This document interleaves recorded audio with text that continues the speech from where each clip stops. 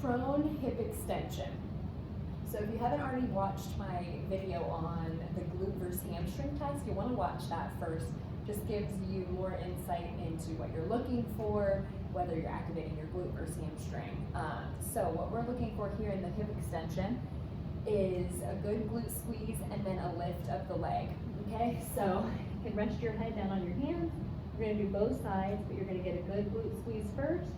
Lift the leg up behind you slightly. Your hamstrings will kick in as you lift, but good glute squeeze, lift up. Make sure your glutes are staying active the whole time, and make sure your back isn't compensating for the glutes and hamstrings here. Okay, so if you're going like this, that's not what we want.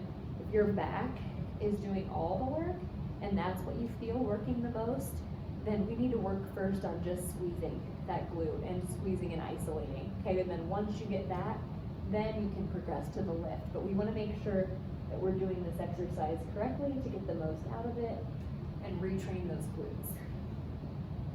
Okay, one last thing, I go over this in the glute versus hamstring self-test as well, but place your fingers in the front of your hips and you're feeling for whether that hip moves forward in the socket.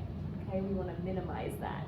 So if that hip is shoved forward in the socket and not staying central, if we're not getting a good glute squeeze and glute work, then that hip is going to shove forward. Okay, so we need to try to isolate the glute and then lift up without that hip shoving forward in the socket.